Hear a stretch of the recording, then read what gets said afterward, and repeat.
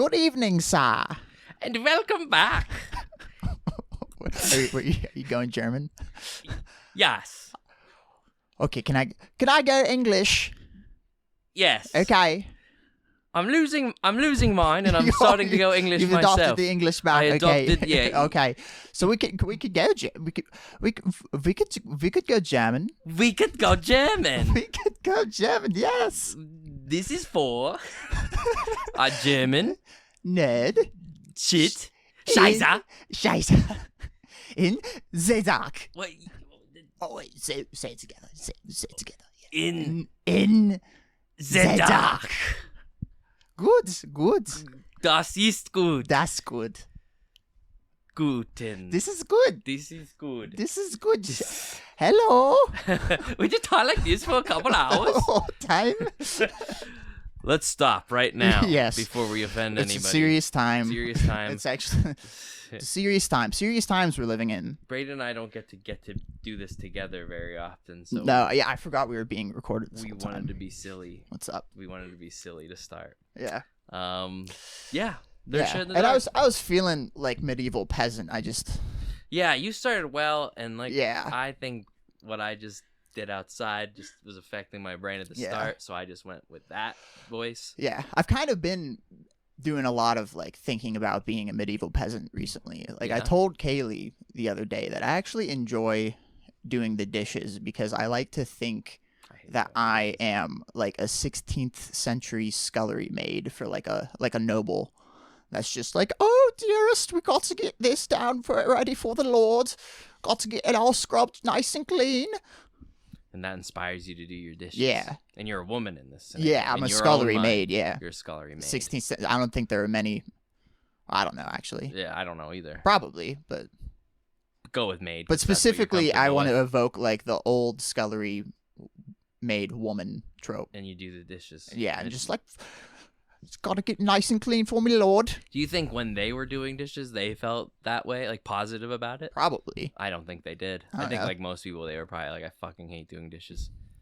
They were uneducated back then. They could have been brainwashed into believing anything was good. I guess, Yeah. maybe. It's the character Cleanliness is you're next to playing, man. godliness. Yeah, I mean, and my character, like she's happy about it. Yeah. She has a shitty life, but like Yeah.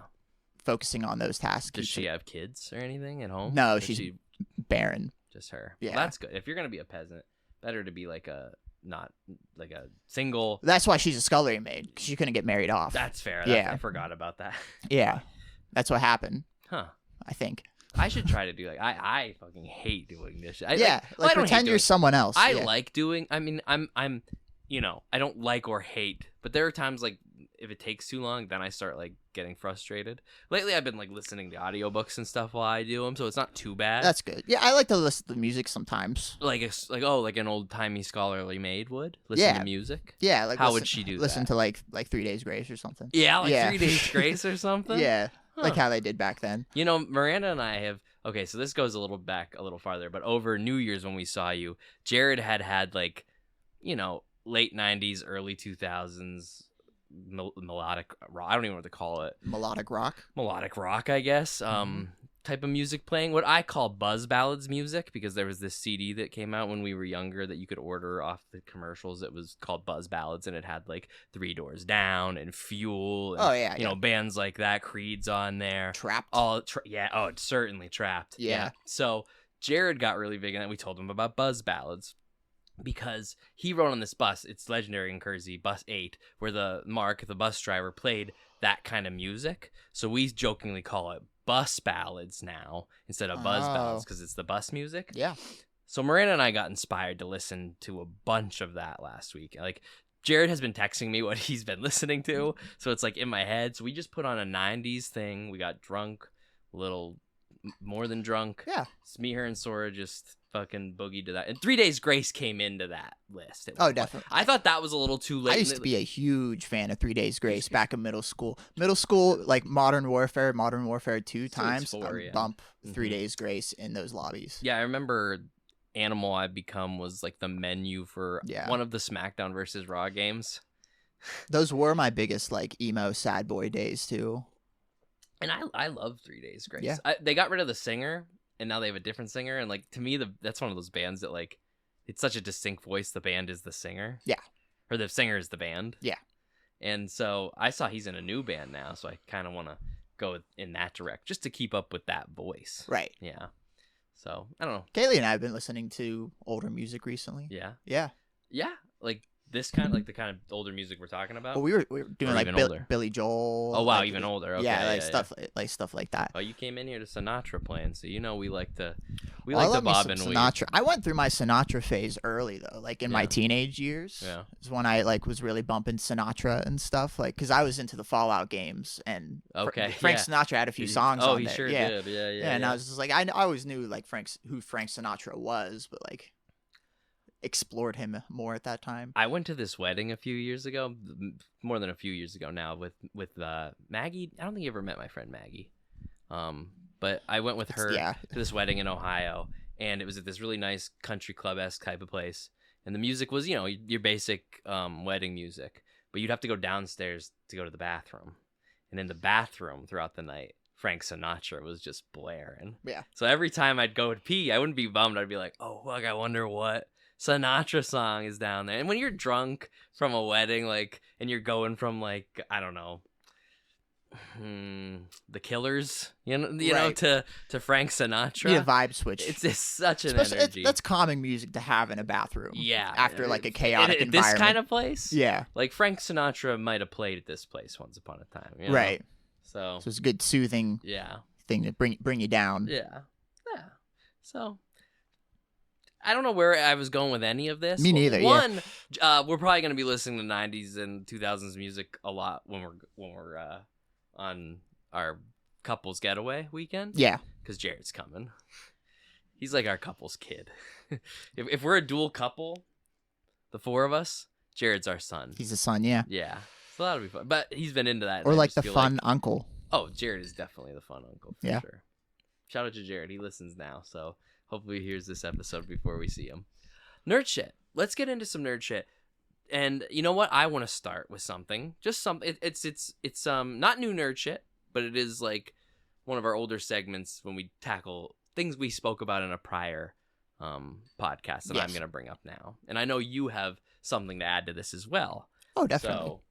So, recently I read the last time we talked, I think I was reading the fourth Wheel of Time book. Yes, I've been interested to hear your progress on those. I finished 4, 5, and 6 over the past couple of weeks. Yeah, they're not very long books, right? They're huge books. Oh, okay. Never mind. I stand corrected. I've been plowing through them. How big? How big? All about 700 pages, but the font is Okay. fucking tiny. Yeah.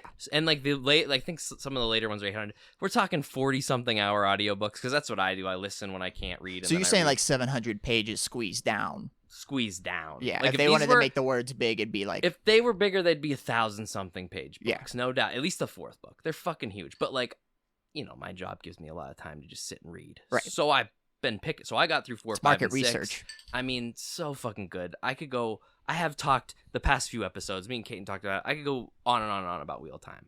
But I wanted to take a little break in between. So I do 4, 5, and 6. Take a break. I'm waiting for my audiobook to come in for Now, 7. how's the timeline go? Are there like arcs, or are there like does it like lead into the next? They Is there definitely time lead. jumps? They lead into each other. Okay. Yeah, they're all an ongoing story. So like if There's you, perspectives, so of different groups and different characters. Yeah. And sometimes those aren't in the same time, but they Yeah. always kind of. I'm just saying, are there like natural stopping points in the story where like if like you wanted to like finish up this storyline or something, you could like read up to here? I would say you should read. I'd say don't quit in the middle of a book. As long as you finish a book, you should be fine. Yeah. I did this thing when I first started where I read 3 and then half of 4. And then just when we did the last podcast together, I had just picked 4 back up. Yeah.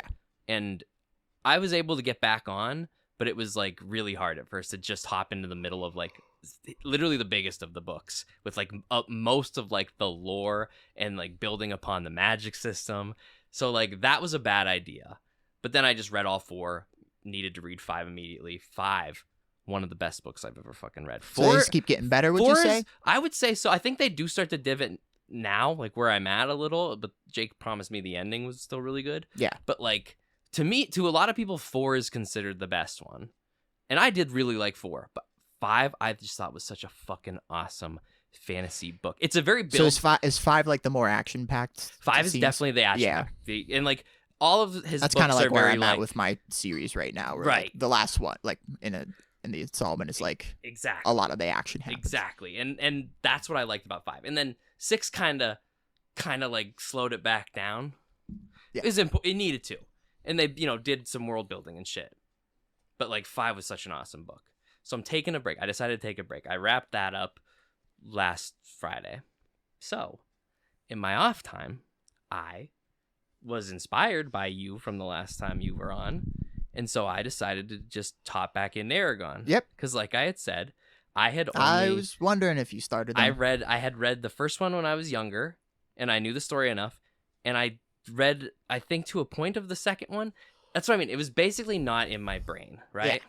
So I hopped in. I'm about 100 pages into Brissinger as of today. Oh, okay. So I'm plowing. You started at the first book again? Yeah, I started the first one. I read that with Sunday and Monday. I read that, and then I started Eldest Tuesday, and that took me a little longer because I was taking more breaks. But I finished that yesterday, and then started Brissinger last night. See, I plowed through both Eragon and Eldest. Brissinger is where I started to take more breaks. Okay. And now I'm like 500 pages into Inheritance. Mm-hmm.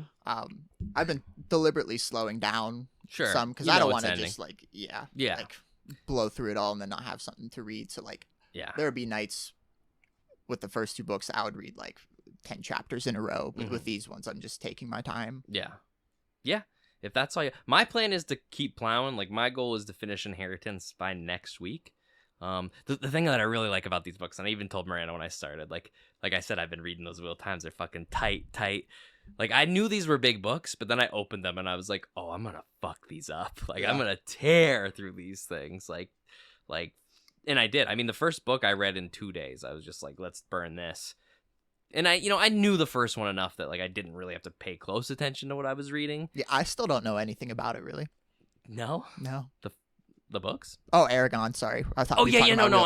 I'm back on Eragon. Okay, I thought you were talking about Wheel Time. The font in those is fucking huge, so I ripped through them.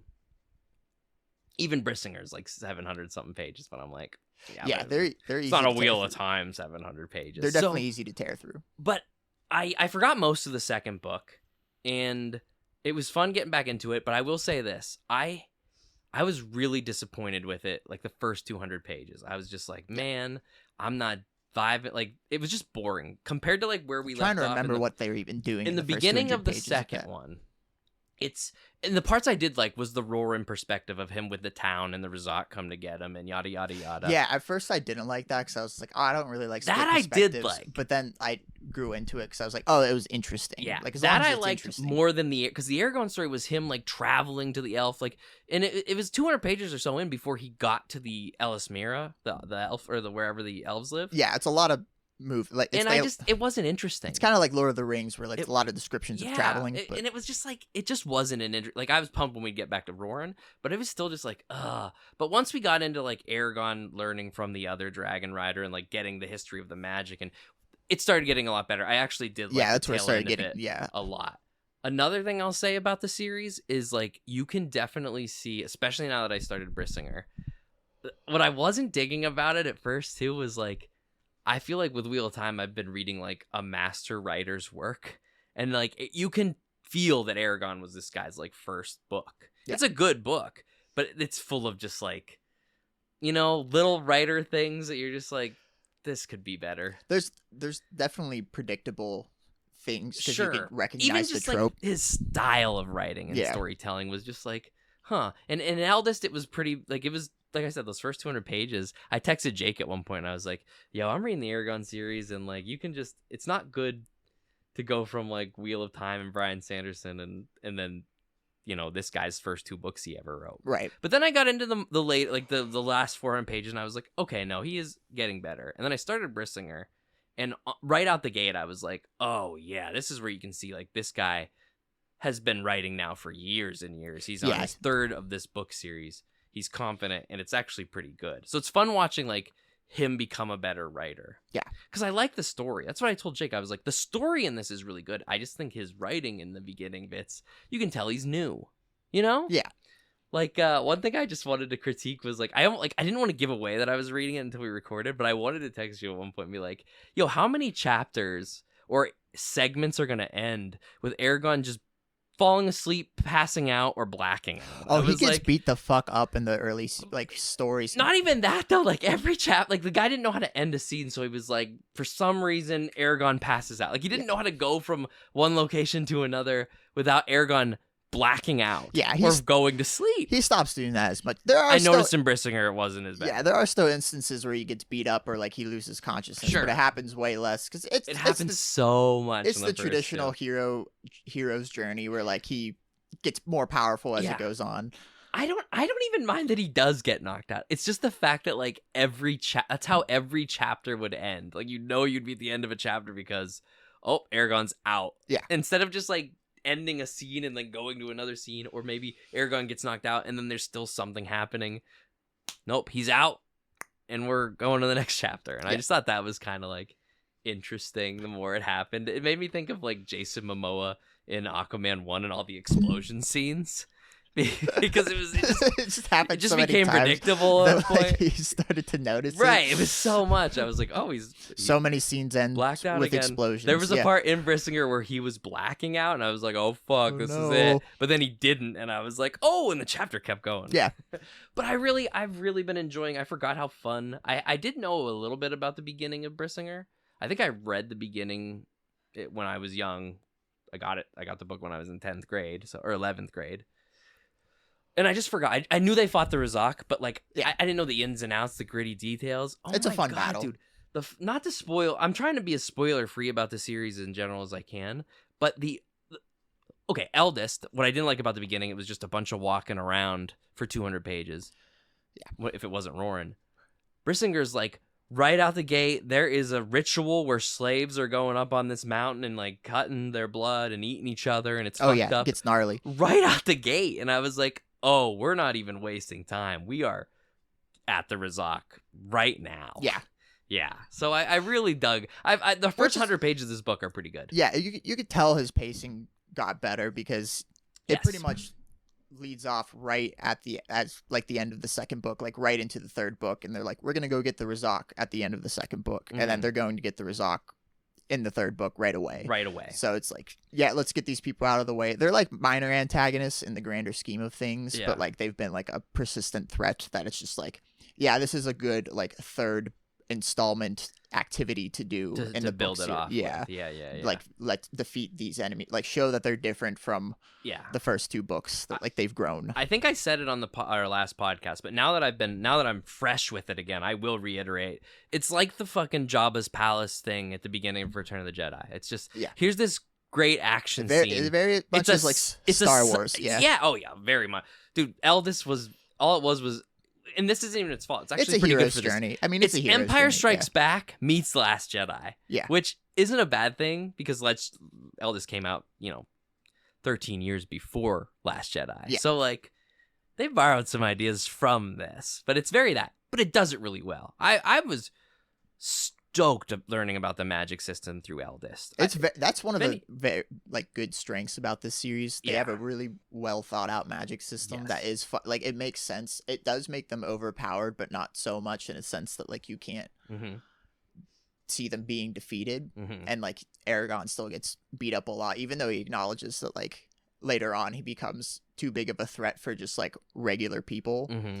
Like you still the entire time, like I'm still most of the way through Inheritance, like over halfway, and I still don't feel like he's like strong enough to actually challenge Galbatorix. I mean, that makes sense to me, but dude. He's like way stronger than he was. We're at the beginning of the third book, and I don't think he's anywhere. And I'm like, there's only one more book after this. Yeah, I don't think he's strong enough to fight Murtagh right now, let alone. So I'm interested to see where that goes. Yeah, because we're at the point now where I've never read any of what I'm at. So now I'm officially on new content. Which it's basically been new to me again, but this is completely new. Yeah, it's great. I think the fourth book I'm excited for it because it combines the lore with the action very well, where like he kind of split those up in the other books, because I think that's what Roran's storyline was supposed to be about, is like this is like an interesting action scene Mm-hmm. and stuff, while like Eragon does more of the lore world building Yeah, stuff that yeah, like basically. because like you don't want to necessarily read just from the protagonist's point of view as he's doing that, because that would be not very interesting of a book, because they'd yeah. say nothing happened. But It wasn't fun for the first 200 pages with Aragon's perspective. I was bummed when it got to it because I was liking Carvajal and like the shit with Roran, and they had to leave the village and Yeah. yada yada, all the things they get into, the kind of psyche that you go into of Roran and how he's kind of very different than Eragon. yeah, I really enjoyed that, and then it would cut to Eragon before we got to Glader. You know what I mean? Yeah. Because once we hit awesome there, character, by the way. then yes, both. Yeah, both. What's the rider's name? Aromas. Aromas. Yeah. He's cool. Love him. He's cool. It's great mentor characters. Totally. Yeah. That's why that's the part that felt like when he was teaching him about the magic system, that's where it felt like The Last Jedi a little, like Luke teaching Rey about the Force kind of gave me that vibe.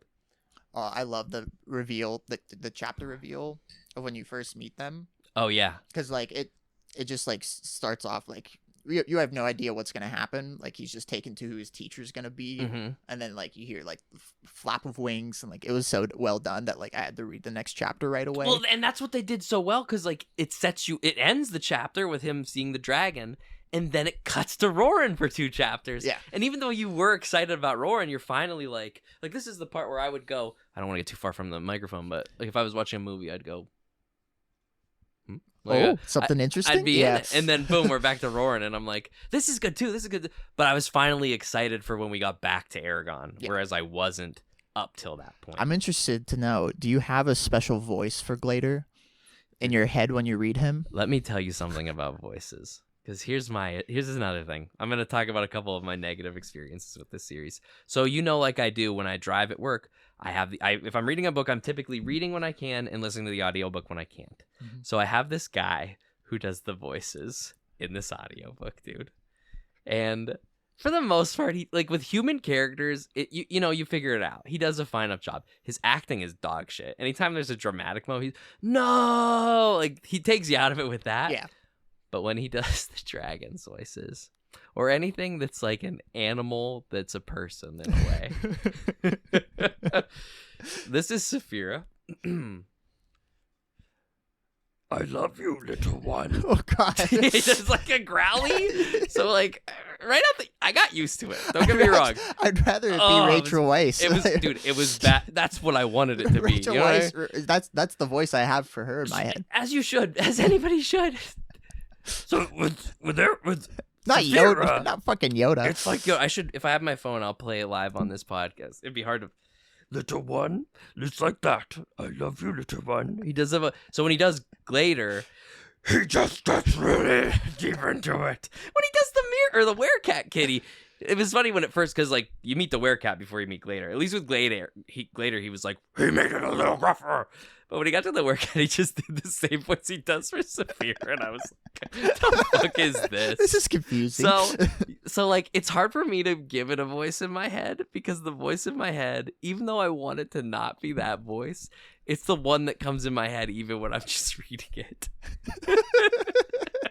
But I know what you mean too. Like, I feel like it'd be like Liam Neeson.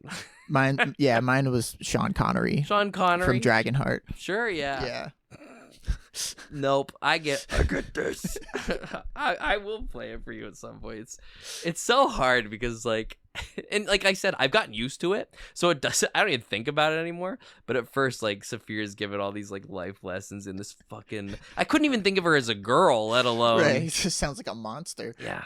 It does. It like does. a Muppet. It really does, dude. It does sound like Yoda. Like listening to it, it's just Yoda, but it's Saphira and Glader, and it's just like, you get used to it. But I have to fight to like make different voices when I read it now, because of course I hear the guy that reads it to me. One thing I also just popped into my head that I got annoyed about, but I also kind of accepted it, because I'm like, well, he's still young, so this is just a way to show that he's still young, even though he's doing a lot of adult things and not acting like a 16 to 17-year-old most of the time. Mm-hmm.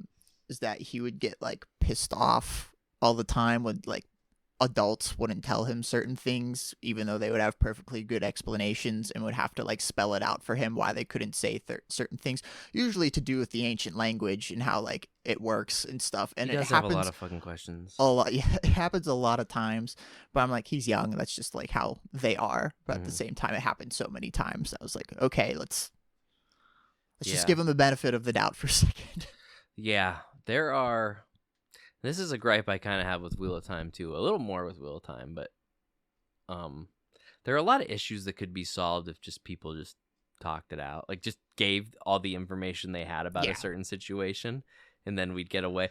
There are times where people act in a way that I'm just like, why would they act that way here? Like, it's so obvious. Yeah, like it's weird. So you feel that at times, but it doesn't take you out of it completely. Not too much, and there's usually a good explanation for it. But there was something that happened today that, like, when they were rescuing Katrina, Roran like reacted to a very sound thing that Eragon said to do, and I was just like, why would he just not be like, yeah, that makes sense? Yeah, let's do it. Yeah. Yeah. Oh yeah, it was when Eragon was like, I need to check her to see if they put any curses on her that if she leaves, something bad could happen. And Roran was like, what the fuck? And I was like, yeah, it makes. Look where you're at, dude. You're in the fucking devil's lair where fucking roach beaked fucking Skeksis motherfuckers live. Like, you should check her. Yeah. And then when Eragon says she's good, he was like, duh. And it's like, not duh. Not fucking duh. You don't know how this works, and Roran. You know what? Roran, the problem I have the most with that kind of thing is he's a character that would be like, yeah, totally at this point. Yeah. So it's just, I don't know. There's things like anything that to ensure that happen. her safety. Yeah. From what they've established before. Yeah. So I don't know. He continues to get better. Little things, I'm sure. I like to look at rank, like how people rank books in a series, and a lot of them had the fourth book as their favorite. So I'm just like, yeah, sick. And I would agree with that. Like, it's definitely a culmination of all of his writing, where it's his best written one so far. Mm-hmm. Well, I remember as the series was coming out, that it was just supposed to be 3. Yeah, and it was midway through Brissinger or something that he was like, I gotta make this into 4. Yeah, and I didn't realize how young he was when he wrote these, because he was like 19 when he wrote the you see his picture on the back, and I'm like, oh, that's a young dude. Like, I'm older than that guy in the picture from when he published this book. Dude, I think I'm older than him right now when Inheritance came out. Like, how old he was. Like, a book I got the day it came out, and I have yet to read, and it's just, I'm so, like, thank you for inspiring me to finally finish off something that I read when I was younger. Yeah, finish the storyline that you never got a conclusion for. Exactly, and that it has been there. Yeah. I've literally had it. I bought the book the day it came out. What kind of psychopath does that when they didn't read the last book?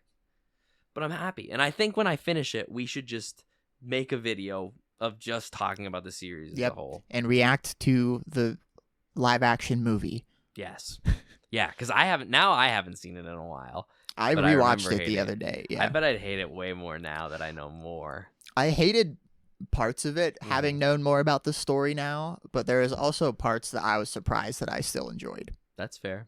So that's all I'll say about it so far. Yeah, I'd have to rewatch it entirely. Like, it's not a good adaptation. No, I know that. Yeah, I will say that. Memory won't give that up. Yeah, I know that. I was like, the fuck. Stating the obvious, I know, but can't wait for that Disney Plus series. Definitely looking forward to see a lot of these series. I hope they don't fuck it up. It's a little scary because, like, I thought I heard, because I remember hearing good things about Percy Jackson series, and then I also heard not good things about Percy Jackson. That one, I don't know. I think overall was a win. Yeah. Especially these movies these book series that have first movies that don't really do the subject matter justice. Percy Jackson did a good job with that. Yeah, because I wasn't super interested in revisiting Percy Jackson after like the live action movies and then having read all the books and stuff. Like I read some of the books twice too, so like I was like I don't know if I need to revisit this story again from like a different view. We watched the show. It was pretty. It was decent. It was decent. It was a decent show. If the only real thing I have to say is I'm looking forward to the actors becoming better like the kid actors become better actors for the next season. Like, if anything took me out of it, they're great. They aren't bad, but they're good, but they're not great. Yeah. So I'm looking forward to the second season of that. My thing with Disney Plus doing it is, and Disney Plus does do, they're coming out with that Daredevil series. It looks like it's an R-rated series. You know what I mean? They're willing to go there. They're definitely steering more towards adults. With Eragon, I'm wondering if, because I think they need to not do the Percy Jackson way of adapting, which Percy Jackson kind of allows it to be more for kids. Eragon is full of like, it's a YA book, but it is just full of graphic kills and like things that need to be. Like I'm worried Disney Plus wouldn't go there enough. That's the thing. Like what I mentioned when I first talked about this is like it's for the most part YA, but there is just like randomly really graphically violent scenes that are like described in like some detail. Yeah, and I was like, whoa, like that's like it. Like it's not against my sensibilities or anything, but I'm just like, yeah, like that's almost crossing the line more into like more adult territory. Well, yeah, even the way, and they probably wouldn't be able to do this in a show very well, but even the way the characters feel and think about the things they do, it's kind of a deep subject matter to go on. Like everybody they kill, they kind of carry with them. It does gets talk deep about into the PTSD psyche of and yeah, which is good. Like I was glad to see those especially descriptions for books because that came out in 2005. That does add more to the character, because it would be weird if like your main protagonist, who was a 16-year-old boy, was just killing hundreds of soldiers and feeling nothing about it. Like even Harry Potter didn't really kill that many people, and like the people that he did kill, I think he still was affected by it. Like, yeah. But like Eragon is literally, he describes it like him and Saphir are killing hundreds of people, like regular dudes, and even acknowledges that like gruesomely too. Yeah. Roran has PTSD of cracking a dude's fucking skull and how it felt scratching like the hammer into a dude's skull. Yeah. You know, a book after he did the fucking action, and you're just like, ugh. So, and that's what I mean. Will they show that in a Disney Plus show? Will they give those scenes justice? Because it's not hardcore enough that it needs to be an HBO show, but there are moments where it has HBO show good or show. I think there will be death, but I think it's going to be like a cutaway situation or like not a lot of blood situation. They might do like random shock things like a beheading every once in a while, but I doubt it's going to be as graphic as it's described in the book. No baby on a pike. No baby on a pike with crows eating it. Okay. Yeah. See, Game of Thrones would do that. That's the scene in Eragon. That's like the first, like in the first, like beginning of the book. It's like the first town they go to, and you're just like, oh, okay. That's what this guy does. Every once in a while, he just reminds you, he cocks off a little, and he goes, oh yeah, but I get fucking crazy every once in a while. He almost teeters I would say he wouldn't teeter the line between YA and adult, but he teeters the line between fantasy and dark fantasy. Mm-hmm. Where like he's not quite George R.R. Martin levels, but like there are situations where like even like sexual assault is hinted at, or like people would like just like do one-off lines or something like that. Like, and it never actually goes there, and like they always manage to escape these situations or like defeat their captors or whatever. But like there is a lot of like he doesn't shy away from the adult aspects of this war and how like it actually is this dude who's killing a bunch of people who aren't necessarily evil at heart for like a political goal of overthrowing a king. Yeah. It's good, man. It's good. Just when you don't think it's gonna get that kind of level of deep, it reminds you of it, and you're just like, oh fuck, okay. Yeah. So I think these books have layers. They have layers. I think if you're a really high level reader, just give the first one a chance and just skim it, and then do the second book. Yeah, they're not super challenging reads at all. Like they're built for a YA audience. I'd grab these books confident I could read them in like 2 weeks, and I'm thinking it's gonna happen. Like, you know what I mean? Yeah. They are, and they're juicy. That's what, like, not only are they easy to read, give you a lot of tidbits. You want to keep reading that many books. So, yeah, I'm gonna wrap up Brissinger Inheritance probably in the next couple of weeks. And you and I will have a full-on just Eragon nerd fest. Yeah, Eragon smorgasbord. Yeah. Our full thoughts, full breakdown. And full torque. Full torque. Bringing it back. Yeah, I'm pretty full torque for this series right now. Yeah. And then I'm hoping by the time I wrap it up, I'll have my audiobook for the 7th Wheel Time book, and I can continue that journey. And then my plan is to just read 3 more of those, take another break with another series. One thing I do also want to comment on is that I do appreciate the romance story that he is telling, where he's my man. Ugh. He's taking his time with it. I don't even believe it's there anymore. He gets turned down so much. I He did- feel for my boy. Yeah, but I feel for my boy left and right. it's a long developing thing, and I feel like it's realistic to the times, and it's not like a super big focus of the story because I don't need it to be. Yeah. I appreciate that it's there. You know, it's there, but I like what I like about it is it isn't cliche. He's literally getting turned down. Every time I think that something's gonna happen between him and this girl, she just fucking tells him no, and I feel him, man. Well, My man. it acknowledges a thing that isn't often acknowledged in like fantasy relationships is that she is an elf that is over 100 years old, Yeah. and he is a 16/17-year-old boy. Yep. It's just like, even though he is like thrust into unique circumstances, he's still way, way, way younger than her. Yep. And has like some maturity to do before he's actually on her level, maturity wise and intellectually wise. I'll almost be disappointed if he gets the girl by the end here because, like, at this point, I'm just like, yeah, dude, let her go and move on. Fuck. Yeah. Damn it. We'll see. I don't know. Don't tell me anything, but like, it's a romance story that doesn't. It's not a huge part of it. No. It's almost just. That's like, what I like about it. Like, it Yeah. doesn't have to be. Yeah. Yeah.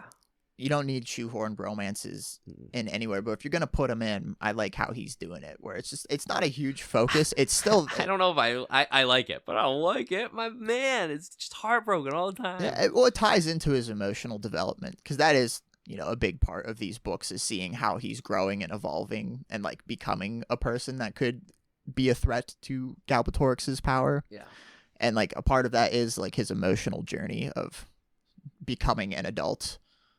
Because he's also messed up from having to just kill men at a young age and Yeah. be like a leader of an army. That'll get you. That'll get you every time. Oof. Yeah. So if we didn't spoil too much here, I'd say shitters, check out those books. They're pretty fucking good. Very good. Very good. You'll enjoy it. Now we can move on to new nerd shit. Hell yeah.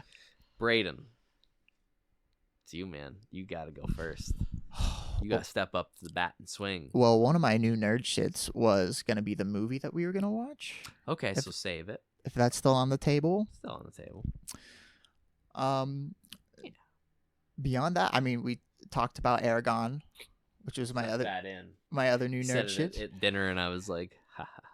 And so my final new nerd shit, which is old new nerd shit, is still just Skyrim. I'm still playing through that. So just Skyrim. Still just trucking on through. Okay. Kaylee and I have not like moved on to different games Okay. that we've gotten since Christmas. That's commitment, you guys. That's commitment. Well, it's good, and it's good. It's stretching our dollar, Well, you know what then? I guess I got a couple things then. Yeah. I can fill some air.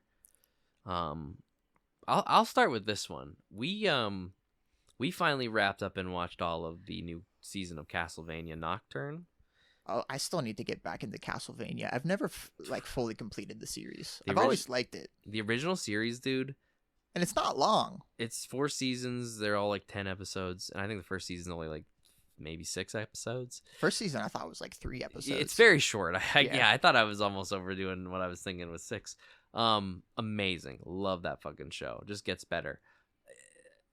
Nocturne's also pretty goddamn good. I see it as like, and a lot of people, I don't know how people perceive Korra, but to me, if like the original series is Last Airbender, Nocturne is Korra.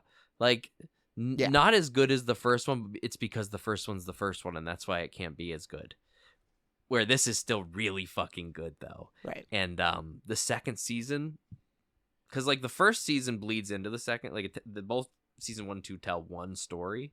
And where season 1 ended was pretty interesting, and what they build with that in season 2, I had such a good time watching it, man. It was it's beautiful to look at. Yeah. Animation, holy fuck. Just not like, even if you're not into the story of what this is, just the animation alone, you cannot say it isn't just amazing. Are these like written Captivating. storylines for the games? Or are they like, did they have writers make a whole storyline? Oh yeah, Fresh. so like they do this kind of fun blending of like things from the video games. It's an adaptation of video. Like they're making their own stories for what's going on in the show, but they are borrowing from like plot themes and plot beats from certain video games. Right. Which is something I really, really like about the series as well, because it very like tips its hat to like video game things.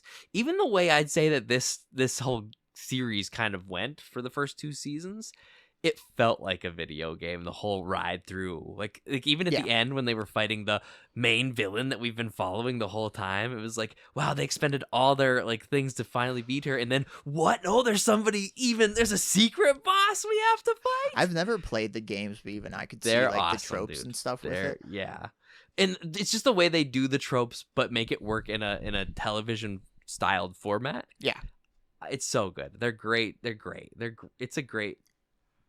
All of the Castlevania and up till now in Nocturne, such a good time. I totally recommend watching it all the way through. Yeah. And there was an episode. Is it still following Alucard? I don't want to say anything. Okay. Yeah, I figured something was going to happen. Don't let me talk about that. Okay. But you're trying to keep it spoiler free. I am, especially for you as well. Like I want you to see how that question kind of comes into play. I've seen up to like season 2, I think. Yeah, Alucard's in the entire first series, like all the way through. But yeah, I'll just say, just wait and see. But okay, yeah, the way the second season kind of played out, I just thought was so much fun. Really, really good pacing, really interesting style of how they told every character's like individual storyline. So the secret boss they kind of were giving hints to about throughout every episode's opening. Yeah, because it would show like the backstory to this side character. Would be how they'd start. Not a side. She's like the secondary villain. But we'd start with like something about her life and her history and her past for like 4 episodes straight, and I was just like, I bet that bitch is secretly going to be the secret. But why are we learning so much about her when this bitch is the main villain? Right. It was but I liked how they did that. I like how they played with that. So it's a secret boss situation. It's like she's actually the main villain. Right. The one that you didn't know about. The one that you knew about, but you were also just like, oh, I thought that was. She's introduced as a henchman, and she actually becomes like the end game boss. Right. It's good. There's a 4th episode. It was the 4th episode. And I still think, like, I think the finale, I think the last 2 episodes did a really good job of, like, ending the season. Really good episodes. But I still think the 4th episode in the season was the best. I was at the edge of my seat for an entire episode in the middle of a season of just, like, characters that I thought I wouldn't give 2 shits about doing just, like, crazy things that I'm just like, this is now one of my favorite characters. Holy fuck. And it was just like one group of characters' storyline was on a fucking crazy time, and then the side story was also crazy shit going on. So would you say like character progression is one of the strengths of this show? Absolutely. That's one of my favorite things to see in movies and video games and stuff, is seeing like how characters evolve, like if they do it at all. Mm-hmm. Like I love seeing, especially I like origin stories where you see like how they like it gets abused, like in Solo. Like we don't need to know everything about them. Yeah. But like I do like to see that metamorphosis. Yeah. Well, if you get to see it from the beginning, it's more natural than like going back to it. There's a character that they do that to in Camp Cretaceous. Oh. That I think is really good. Where Yeah. Starts off as like a little dweeb and like becomes cool. Yeah. That's fun. Yeah, I'm always, dude. Yeah. Zuko is my absolute like favorite character of all time in like fiction. Like he's great. So I like seeing that. Like just a character just like. So you definitely get that with quite a few. There's this gay couple in Nocturne that like I think they do such a great job with. Like so, like just are they main characters. They're like they're main characters for sure, but one's like kind of a main villainish. He's villain like I don't even know what to describe him as, and the other one's like this Christian dude, like this like high like the like guard for the church kind of guy. And there's a whole dynamic between marriage between good and evil, dude. I loved it. And the way that they like end it in like at the end of this season, I was just like fucking love it. I'm all about it. It was. Oh, I can open my Pokemon cards now. Nice. Turns into a live Pokemon card opening. Yeah. What did I draw? Fucking everything that I already have. What was I saying?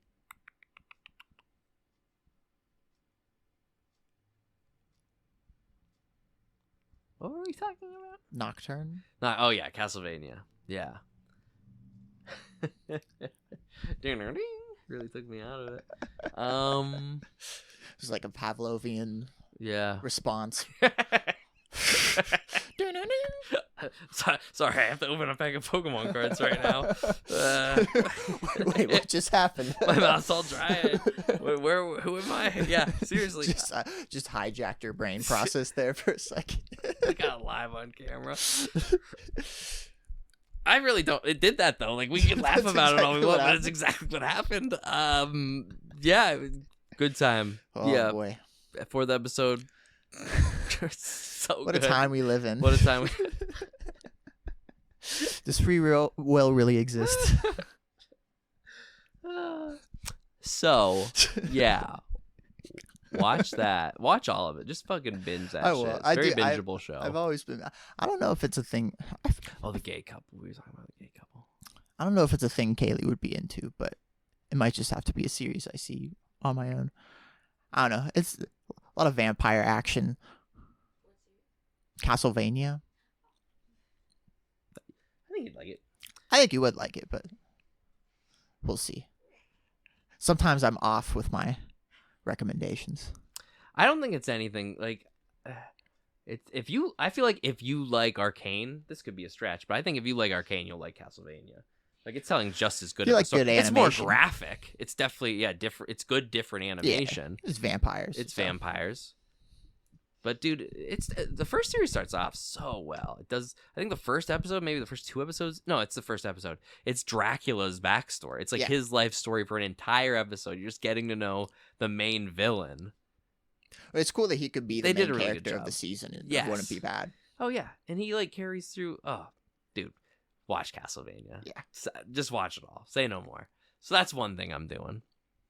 I'm not currently playing a Castlevania game though, so I've been reading so much I haven't played many video games. That's the thing, but yeah, I've been in a book series and a long video game, so I haven't had many new things beyond movies. I do have a little like thing about I wasn't even going to talk about this. I forgot about it, but I do want to talk about it.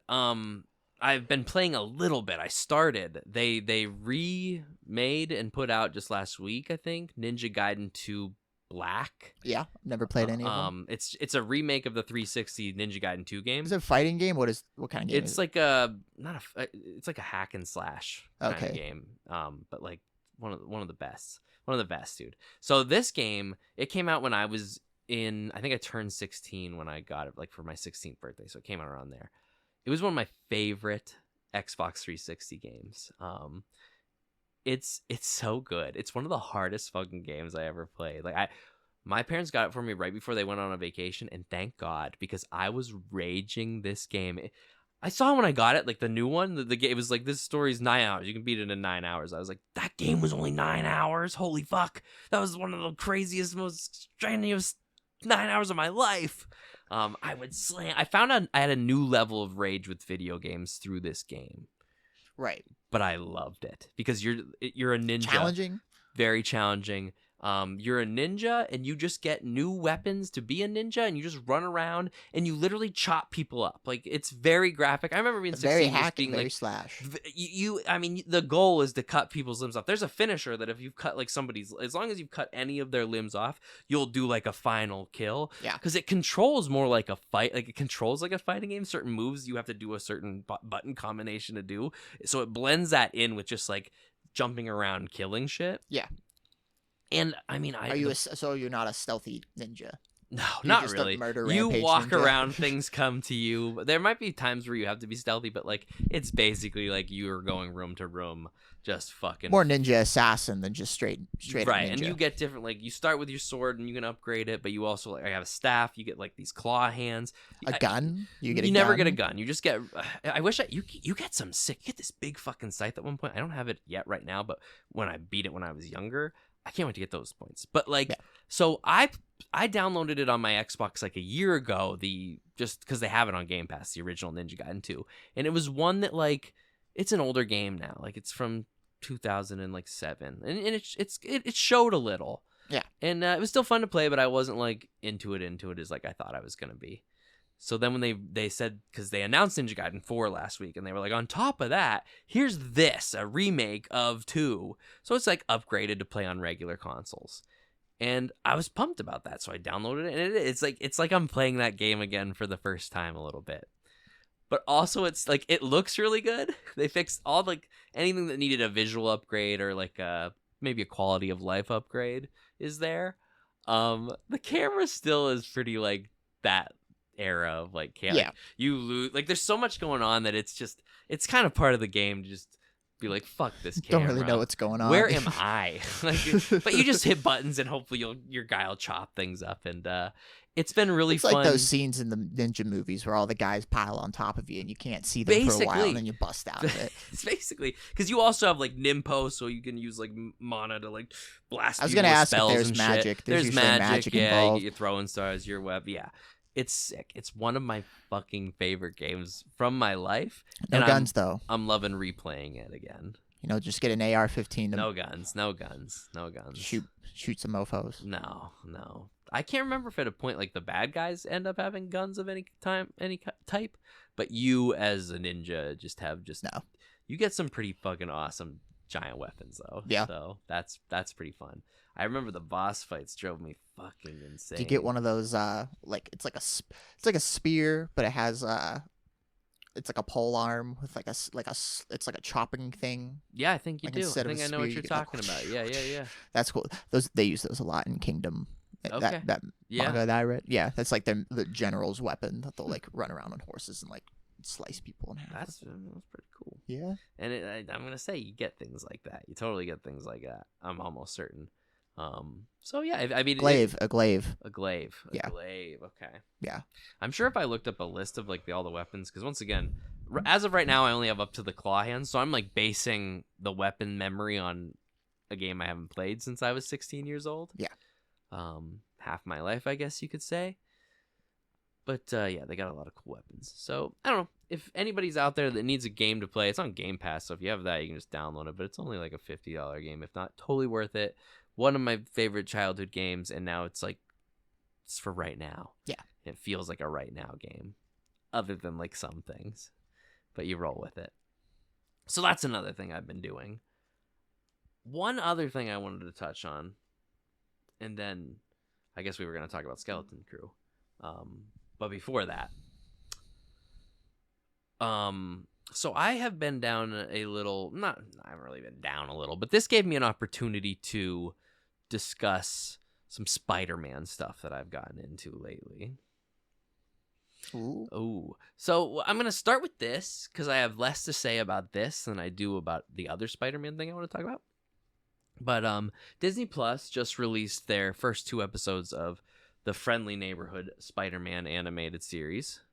Came out last Tuesday, I think. I remember hearing something about this. Yeah, they announced it a few years back, and it was supposed to be like Tom Holland's Spider-Man, like when he first got his powers. I think one of the voice actors already got into some hot water or something. Yeah, I think that's how I heard about it. Yeah, probably. There was like so and so from the new Friendly Neighborhood Spider-Man. Yeah, there was some of that a couple weeks ago. Yeah, like, oh man, he said something a little silly. Social media was a mistake. Yeah, it usually is. So, yeah, so it's that show, but it evolved into not really being of the MCU. It's like MCU adjacent. It's not even like that world. Yeah.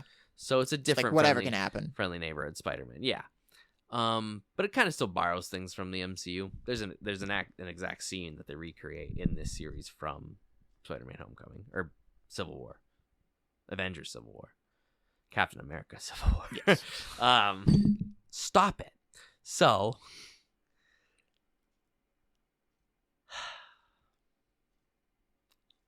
I watched the first 2 episodes of this show. Yeah. How were they? So when it started off, it took me a second because right out the gate, I wasn't sure if I was liking it. The vibe was a little too much like the MCU story, but odd in a different, like, it's like they were doing this, like he's the same type of guy as Tom Holland's Spider-Man. Kind of like mimicking the character. Yeah, and like Aunt May is also like a 50s Aunt May. You know, like she's like, you know, a younger hot right. Aunt so May. It's just like, oh, so they're doing that still. Okay. He doesn't have the way he gets his spider powers. I was just like, okay, like at the beginning did they not play win around me. with that. Well, it's like first it was like, and I'm open to change. This isn't even really a bad thing. I'm gonna spoil this. I ended up liking the show quite a bit, but before I get to that, I need to go through the journey of getting to liking there. they're talking about Uncle Ben being dead, and Peter hasn't even gotten bit by a spider yet. And I'm just like, it's very important that Peter Parker learns to be a better Spider-Man from Uncle Ben dying. But he already was bit by the spider by that point. Yeah. So they kind of took that away right out the gate, and I was like, And then the way the spider... Oh, what? Wasn't he already bit by the spider in Tobey Maguire's one? Nope, he died after he got his spider. Uncle Ben died. Yeah. Wait, what? Wait. What are you asking? Uncle Ben dies before he gets bit by the spider. Is that what happened with that one? That's what happened in this show. Yeah. Gotcha. Oh, okay, Yeah, gotcha. Yeah. I thought you were saying the opposite. No, I mean, they should have done the opposite. Yeah. Is how I felt, because they always have. So I was a little just like, oh, he hasn't got bit by the spider, but Uncle Ben's already dead. Like, okay, sure. Yeah, because then you can't have with the great power comes great responsibility. Right. Thing. So I don't know. So that kind of rubbed me the wrong way. And then he gets his spider powers by.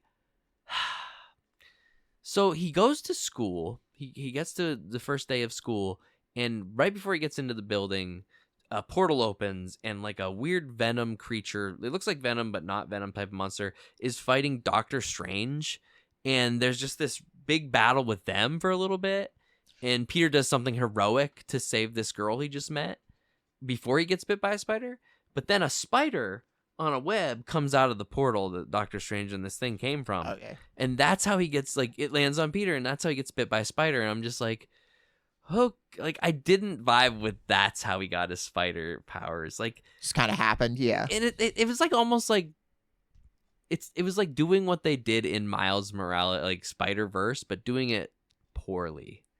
You know what I mean? Interdimensional spider. Right. Like where I bought it in Spider-Verse, where I was like, I see how this happened. I guess it's more interesting than it's just a lab spider that escaped. But Sure.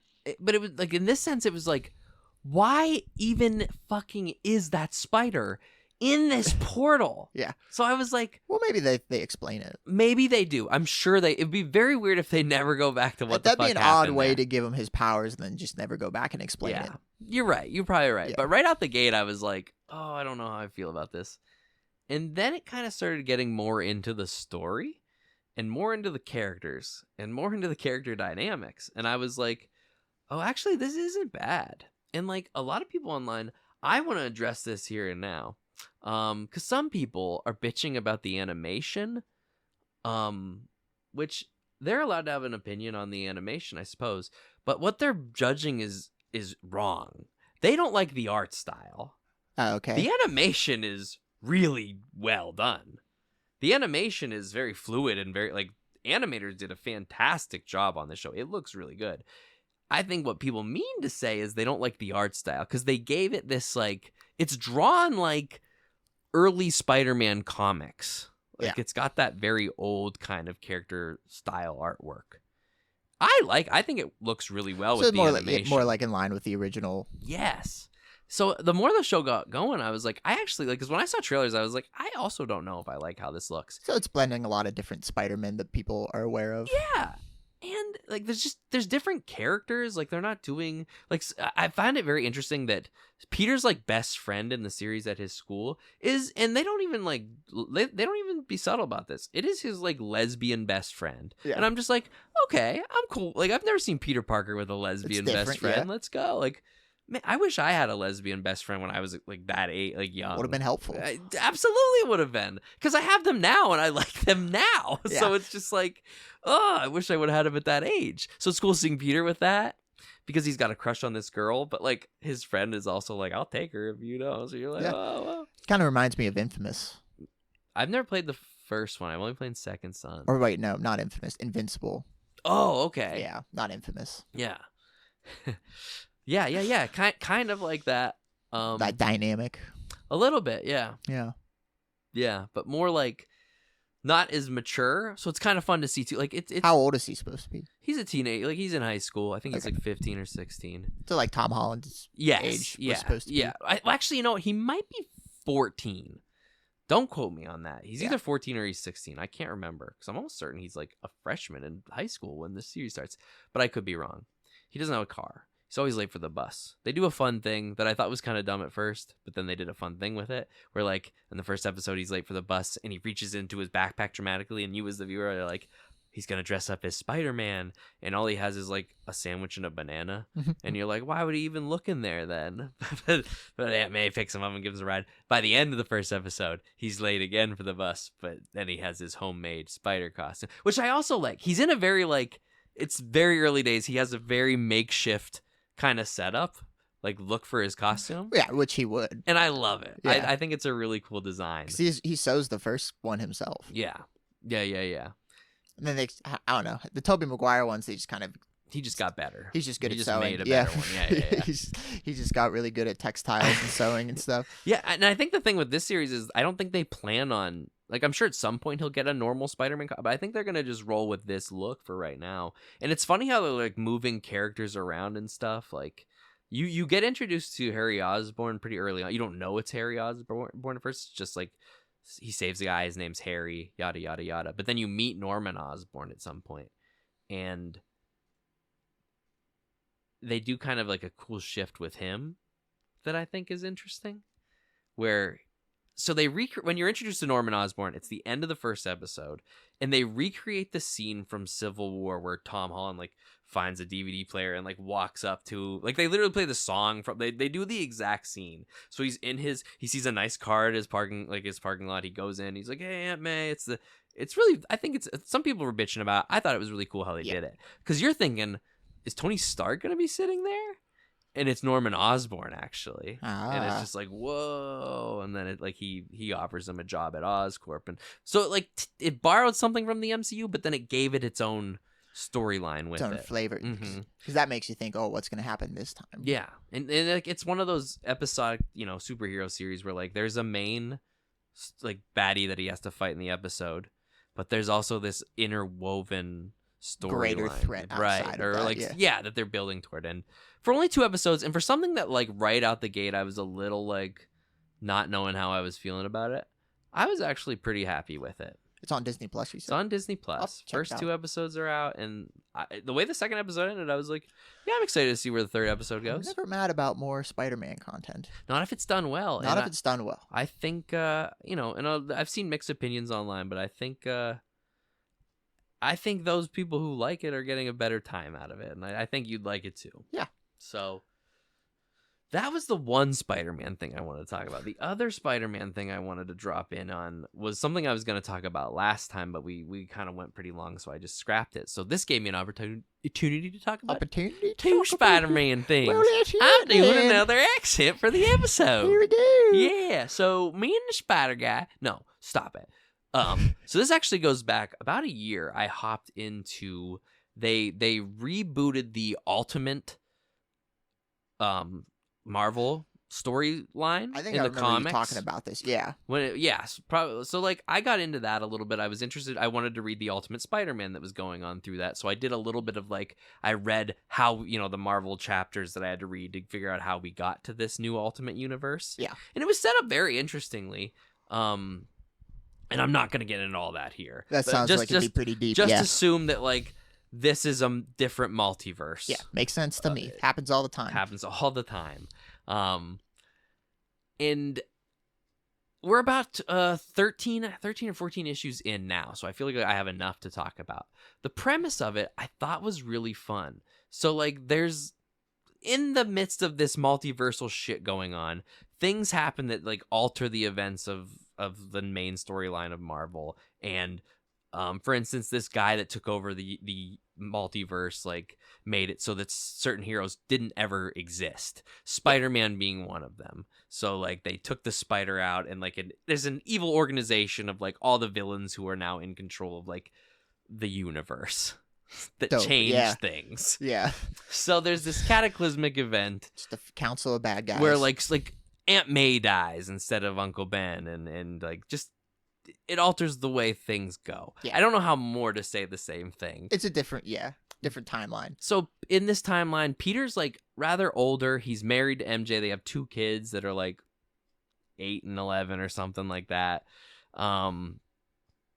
And he's got a beard. Like, even just the look, like where they did Ultimate Spider-Man years and years and years ago, they just did like the main Spider-Man story, but they made it new, like new time. Like, it's teenage Peter Parker. They're like, this is a whole new world that we're in, and like, this is what happens. I do think audiences would be more interested in an adult Spider-Man with, like, I don't know, the reception of I enjoyed seeing As into an the adult. Spider-Verse, like seeing, like, because everyone's seen the storyline of Spider-Man as a teenager figuring out his powers and like slowly becoming competent, but like you could see them like an experienced Spider-Man, or like at least just like a mature Spider-Man that can still throw down and stuff. Like, that's awesome to see. That's what this is kind of like. It's like a Spider-Man. What if Spider-Man got his spider when he was in his 30s and already married and yada yada yada? How would that affect his choices? Something happens like in the greater Marvel universe that causes, like, someone knows that some tomfuckery's going on and is able to get the spider to Peter, and like with a message, like Tony Stark, and he's like,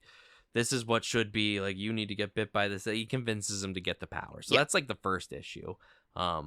But what I also like about it is, like, there's character dynamics. Like, so in this world, like, Uncle Ben and J. Jonah Jameson are like best friends. They're butt buddies. They're boys, and they've been working at the Bugle for years together, and they both get fired in the first issue, and they have to start their own fucking news company. And just watching that dynamic play out is really fun. And like, J. Jonah Jameson is actually, like, you know, friends with Peter because he's friends with it's not an antagonistic relationship, right?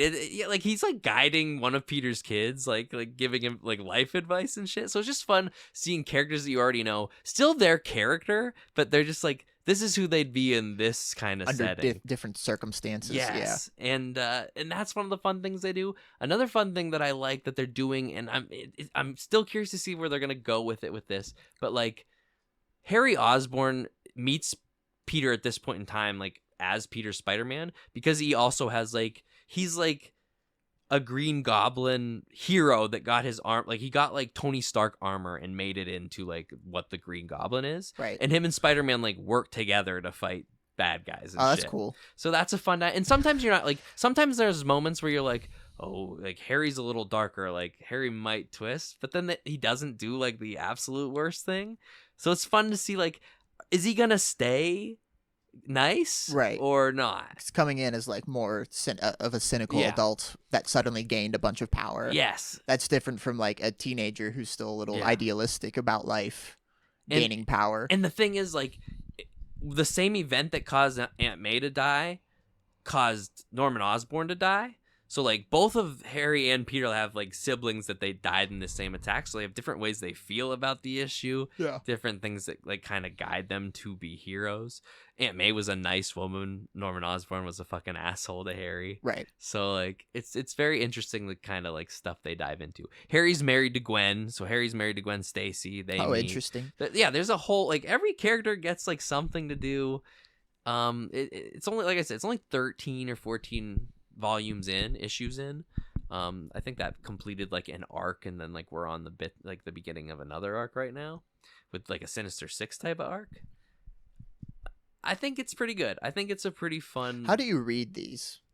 I bought mine just like on Amazon and read them on my like Kindle app. Oh, okay. Yeah, and I just get them delivered every month. I did a subscription for the Spider-Man one, so my How expensive do they go for these days?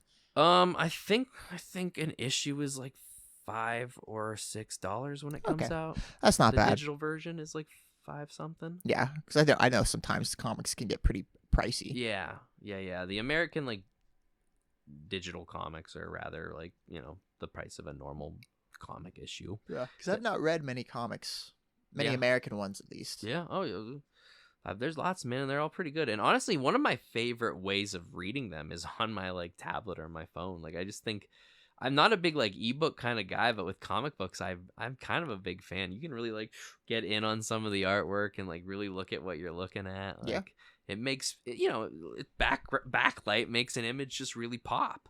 So I read a lot of comics on my iPad or whatever tablet I've ever had, and this Ultimate Universe, and like, I could go all day getting into the deeper beats of this whole Ultimate Universe and what makes it what it is, but like, I'm not gonna go there. Yeah, because I started reading some of the other comics, but I didn't like go all in like I did with Spider-Man.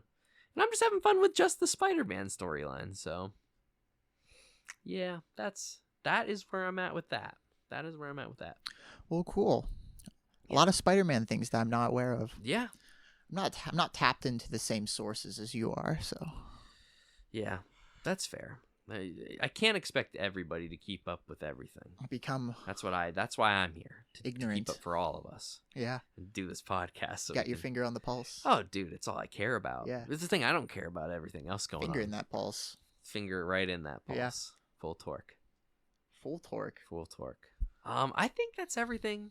I think that's everything I needed to talk about, I think. We blew through my 2 things I needed to talk about. Yeah. The third thing we still have yet to talk about, but oh fuck. Did we want to talk about Skeleton Crew? yeah, we could. Yeah, let's squeeze that. I think we could still squeeze that in and then watch that movie. It's up to you though. We'll see. Yeah, because it's looking pretty shitty outside. Yeah, that's fair. So it's been giving me anxiety seeing like the cars go back. Yeah, everybody just be aware that Braden has been slightly on edge this entire episode. Well, a fucking winter snowstorm came out of nowhere today. Gotta go to work tomorrow. Ooh. So yeah, let's talk Skeleton Crew, and then we'll decide whether we're gonna do anything else. Yeah. Skeleton Crew. What'd you think? I loved it. All. You loved it? I loved it. I loved it as well. I think Kaylee and I both loved it. Love is a good word. It took Kaylee a bit longer to warm up to it, mainly because of the child actors. Mm-hmm. Yeah, I could see that. But yeah, once Jude Law came in, like I enjoyed it right away. Yeah, for what it was, for sure. But once Jude Law came in, yeah, it really picked up. For sure. Jude Law. I thought the child actors did a really good job. Overall, I think. I agree where like they could turn you off, right away. They're almost too comfortable right away with themselves as actors. Yeah. As kid actors, and that for me at least as well gave me like a little pause on them. But by the end of the second episode, I was like, all right, I know these guys enough. Let's go. Yeah. It's not too, like, there's definitely worse child actors in Disney series. Absolutely, there is. But yeah, I loved it. I thought it was a nice, whimsical pirate's tale. I mean, it's essentially Treasure Island and And the Goonies. And the Goonies. Yeah, Treasure Island and the Goonies. Star Wars. In space. Mm-hmm. So Treasure Planet. Yeah. And which we also recently watched. I've been meaning to since I finished watching that. I was like, I should watch that again. It's been a while. Man, this is really big skeleton. This is really big Treasure Planet vibes. Got and then that Goo Goo Doll song in it. Yeah, and then I was like, yeah, this story pretty much is just Treasure Island mixed with a few other things. Yeah. And even like I thought about it, like Captain Silvo is like Captain Silver. Yeah. Like Long John Silver from Treasure. Yeah, totally. It took me a few episodes to piece that together. Of like, oh yeah, it's deliberate.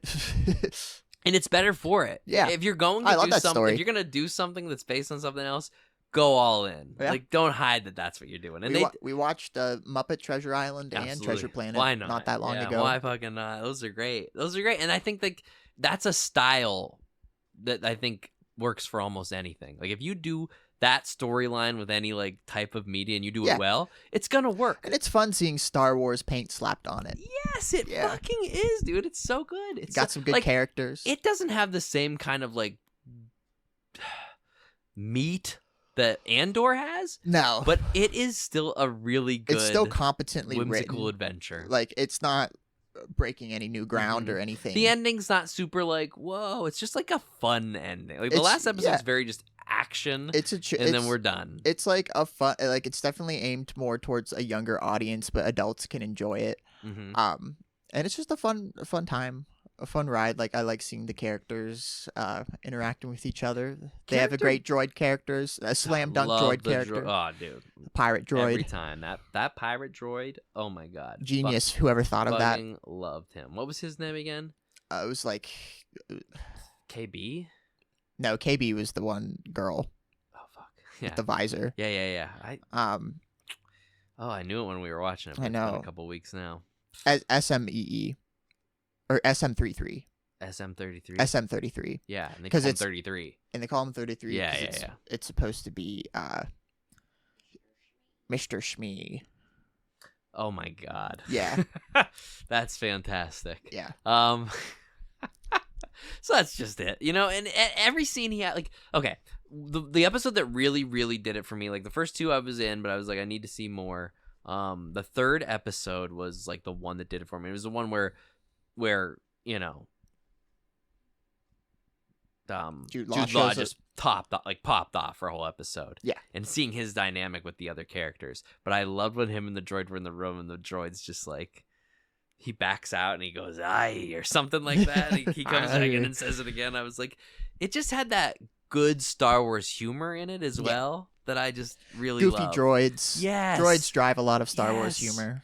Yes. And like by the end of it, you don't like, you know, a lot of people were like, "Oh, he's gonna actually be Jude Law is gonna be a good guy," and it's like, no, he's actually I had more crazy time with the 7th than the 8th episode. I was initially surprised at his heel turn, but then I remembered that he was supposed to be Captain Silver, and that's exactly what the character does in the story every time, is that he turns on the kids because he's a pirate and he's greedy. Mm-hmm. But like he's not like a horrible dude.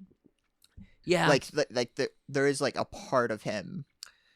He could have killed all of them in that last episode. That's what I said. Like, there's multiple chances that he could have killed them or severely hurt them, and he didn't. Yeah, and you could see that as like, why wouldn't he just kill them?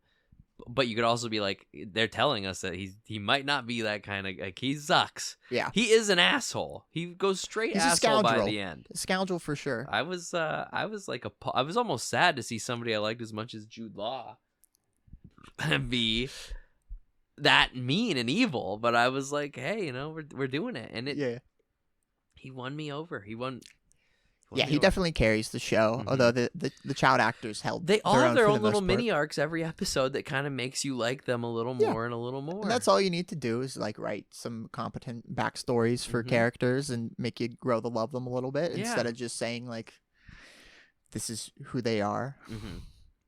Yeah, when I was talking to I was talking to Jared about this. I think they set up a really interesting mystery of like how they even told us about like, yo, these kids live on a planet that nobody in the universe knows about. They think it's a myth. Yeah. So you're just like, what the fuck is going on Very their interesting planet? Like, premise to start off with. This basic story of them getting lost in space, but also there's this crazy premise of like, in a Star Wars way, there's a planet that people don't know about, but also in a pirate way, there's a treasure planet they gotta get to. I was just like, this is a great stew. It's good world building because it leaves the little tidbits in there where it's just showing you how the world is, and like you accept it at first, and then you start to like, you know, ask questions of why are certain things like this? Like, why are they all training to be analysts? Yes. Like why? Like at first you think like, oh, it's just like dumb Star Wars stuff. Like this is just a colony or whatever, and then you start to notice like, oh no, there is something there. Of like there's a pattern here of there's something's being hidden. There's not everything is as it seems. Yeah. And then you find out slowly through them interacting with the outside world how weird the situation actually is that they've just gotten themselves into. Yeah, and then the more you find out about what's going on their actual planet, you're also like, what the fuck is going on here? And honestly, the show doesn't, like, you get a basic understanding of what the fuck is going on here, but it doesn't, like, really dive into, like, what all this means for any of, like, the greater Star Wars universe. And I don't think it has to. It doesn't have to. And it doesn't have to, and that's what I like about it. I don't think I doubt this will get a second season. I don't think it needs to. I don't think it needs to. It tells the story it needs to tell. For the one thing, but like I guess it had like one of the lowest streaming numbers, like debut streaming numbers. I don't think it's a fault at all. I think it's from just people having Star Wars fatigue and possibly like people not wanting to pick up a new Star Wars series after the Acolyte kind of dropped off. So yeah, it kind of got hurt by that. Similar to Andor, where like it was those things that people would discount as like, oh, I can probably skip this one. Yeah. Because it doesn't matter. But like, no, those are some of the gems. I mean, that's what I say. That's what I said when I started liking this show. I was like, I remember when Andor got announced, I was like, oh, the Star Wars series, this is the one that I'm like, why the fuck are we even doing this? I was the same one. That's how I felt about this show. I was the same one where I was like, who the fuck wants to see Andor? And then that turns out to be like one of It's my literally, favorite like, the Star best Wars thing things ever. Yeah, and I feel very similar about this too. It was another one that I was like, I could take it or leave it, and then I'm like, actually, this is one of the better of the Star Wars things. Yeah, Maybe one of the best. Sometimes of the Star Wars audiences do need things that they don't necessarily ask for, because that's always a criticism. Is like, who asked for this? Like, who is this for? Yeah. Sometimes we don't know what we want until we see. I mean, I would assume that's how Star Wars even happened in the first place. Yeah.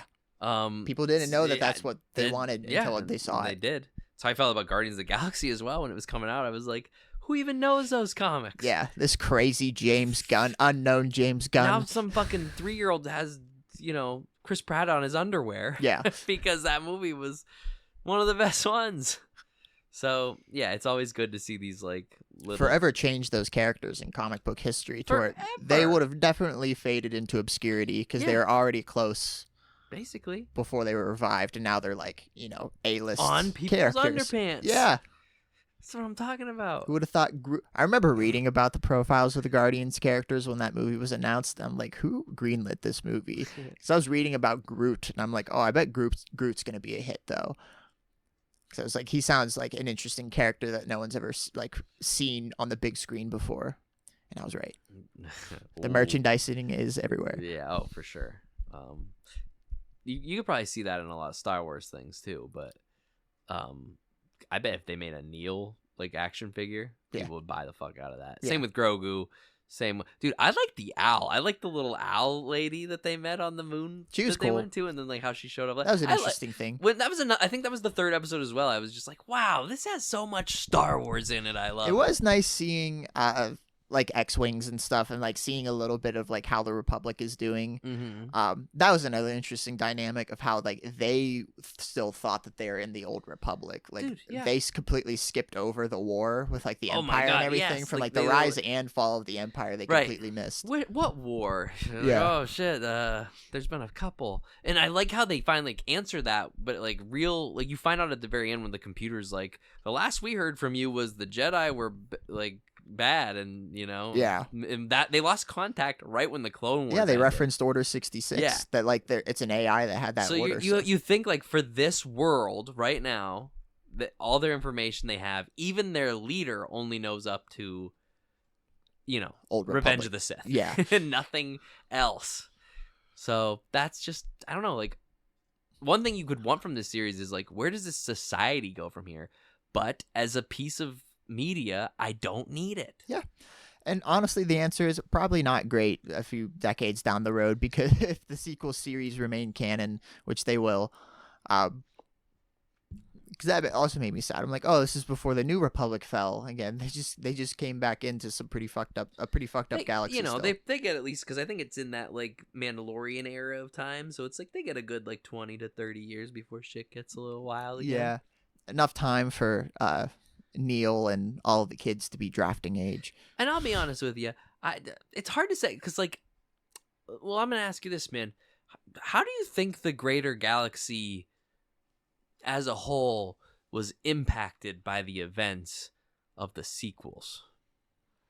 They blow up a couple planets in the first one, and one of them is like the new Coruscant. Basically. Didn't they blow up Coruscant? Yeah. They didn't blow up Coruscant. They blew up like the new capital. The new capital, and like the main planets it's like a whole system now. So they blew up all those, but like there's still many, many, many, many planets in the Star Wars universe. I don't really know how that war with the First Order affected like the universe. That's the sequel's problem. That's the whole thing with scale on these kinds of things, because it's like you can have major wars in like one part of the galaxy, but like another one could be completely untouched. I do think Star Wars implies that like it happened throughout the whole galaxy, like it was that massive. I believe it with the Empire. Like they show the Empire. I'm just saying the First Order, like the things they do, because they're not an empire at the beginning. And it all depends on New Republic. How centralized they still were. They don't show it. Yeah. There's no points where like Kylo Ren goes to fucking... And you can read lore books and stuff about that, because I'm sure some nerd will fill it in. Mm-hmm. Definitely. I don't know. That's very interesting series. I would watch it with a family. Yes. Watch it with a little lad or lass. Yeah. Kids will eat this shit up. Yeah, they'll love it. This This is a fun. It's definitely for them, but like you can enjoy it as an adult. Like it's not just like kid humor. Especially if Star Wars has just kind of not worked for you lately. I think it's just it returns to form of just a fun adventure. Yeah, story. I think if you like the Goonies, you would like this. If you like the Goonies and you like Star Wars, you would definitely like Skeleton Crew. Yeah. We're giving this series our famous Star Wars 2 thumbs up. 2 thumbs up. Here at Nerd How Shit you in the want to Dark. interpret that? Mm-hmm. However you want. However you want. Some things don't get a single thumb up. Sometimes they get just a 1 thumb up. 1 thumb up, or maybe even like a half thumb. Yeah, maybe a wiggle. Maybe like a a wiggle. thumb in the middle, but you're wiggling it, so you Mhm. don't really know. Goes back and forth. There's a lot of those with Star Wars. Yeah. I feel like I'm more thumbs up than wiggle with Star Wars, but I understand when people are wiggling or even down. Yeah. But this one in Andor, they're the 2 thumbs Good. up. Good 2 thumbs up. We got Andor season 2 coming out in just a couple months here, April. Yeah, I'm pumped for that. So hopefully it'll be nice to like eat some good Star Wars for a couple in a row. Yeah. Yeah. Tide us over for a little bit. I Mhm. mean, I'm gonna binge Andor as soon as it comes out. I'm gonna watch every episode as it comes No, out. for sure. Totally. I am nervous because my expectations are so high from season 1. Season 1 was so good Yeah. that I'm like, oh, like they honestly don't have to be as good as season 1 to still satisfy me. But I am gonna be sad if it's it's not. Yeah. Especially waiting this long. But that's the good thing about good Star Wars. Because when you get good Star Wars, you just want more. Yeah. You're so hungry And for it. I feel confident for season 2. Like I haven't heard of any major production issues or like No. like issues with like they haven't pushed it back or anything. Well, the only thing I know is like, well, they did it because it was supposed to come out originally at the end of 2024, and they gave it a little bit of a push. But I think that was an editing decision where they just had more that to me, like everything was shot and done. Yeah. They just wanted to give it the time that it was owed. Yeah, and that's a Yeah. good sign to me that like For they took sure. their time with it. For sure. I was happy though when they were like April. I was like, thank God. I don't want to wait. To me, May would have been too long. Yeah. May, I would have been like, give us this fucking show. But April, I'm like, okay. Yeah, that's not that far away. It's not that far away. So, well, it's a long time ago in a galaxy far, far away. True. So, yeah. I guess that's all we needed to say about that. Yeah. Well, Braden, Chaz. Brad, we got to make a decision. We're going to go off air to make that decision. Yeah. This could be the end of the episode, and if it is, Braden, just say something just in case. Something just in case. And I'll fill you all in with a recording later, being like, "Yep, that was the end of the episode." But if not, we'll be back talking about something else. But if it's just me, you're gonna know what happened. Yep. All right. Bye. Bit.